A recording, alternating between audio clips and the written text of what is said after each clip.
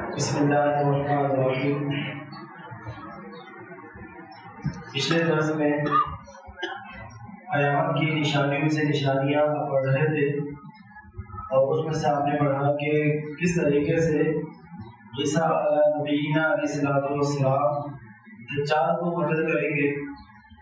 اور وہ اس طریقے سے کہ عیسیٰ علیہ السلام کی سانس کی خوشبو سے دجال جو ہے وہ پگھلنا شروع ہو جائے گا، جیسے نمک پانی میں پگھلنا شروع ہو جاتا ہے۔ اس طریقے سے دجال کا خاتمہ ہوگا۔ عیسیٰ نبی علیہ السلام کا مختصر واقعہ یہ کہ جب آپ نزول فرمائیں گے جامع مسجد دمشق میں، تو وہ دور ہوگا کہ جب مال کی بہت زیادہ کثرت ہوگی، اور اتنی کثرت ہوگی کہ لوگ ایک دوسرے کو دینا چاہیں گے تو کوئی مال کو قبول نہیں کرے گا، اور جو حسد، بغض، اناد، دشمنی جو آپس میں ہوا کرتی ہے وہ بھی آپس میں ایک دوسرے کے ساتھ نہیں ہوگی۔ یہ وہ لوگ ہوں گے کہ جو دجال کے فتنوں سے بچ سکیں گے، یعنی جو بچ جائیں گے یہ ان کے ساتھ سارے معاملات ہوں گے۔ عیسیٰ نبی علیہ السلام جب تشریف لائیں گے تو سب سے پہلے آپ کو سلیم بولیں گے، جو عیسائیوں کو ایک خاص نشان ہے، اس کو آ کر وہ توڑیں گے اور خنزیر کو قتل کریں گے۔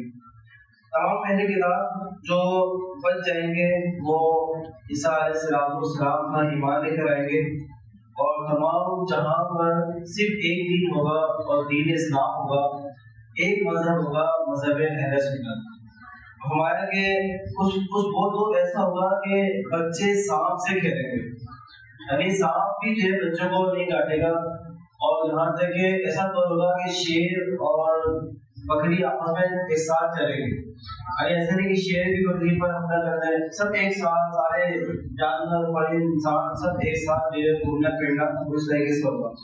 تقریباً 40 سال تک آپ یہاں پر اقامہ پذیر ہوں گے،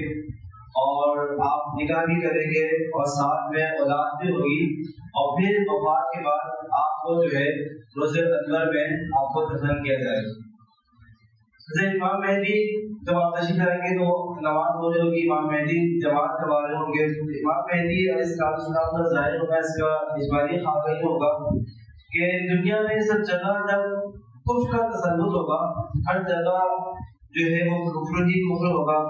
تو تمام ابدال، تمام اولیاء، تمام صلحاء حرمین شریف کے اندر جمع ہو جائیں گے،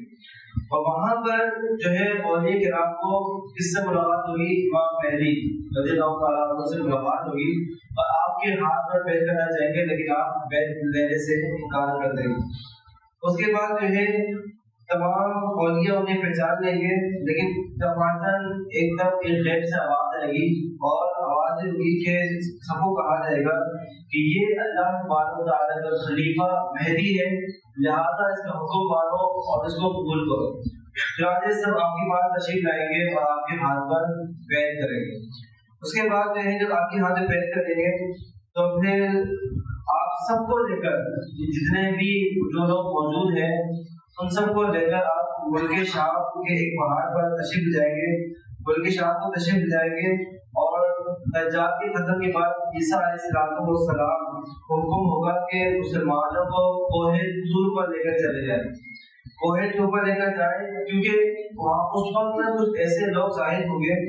کہ جن سے لڑنا ہر کسی کی بس کی طاقت ہے۔ آپ تمام کو جمع کریں گے اور سب کو لے کر جو ہے وہ آپ کوہ طور پہاڑ پر لے جائیں گے،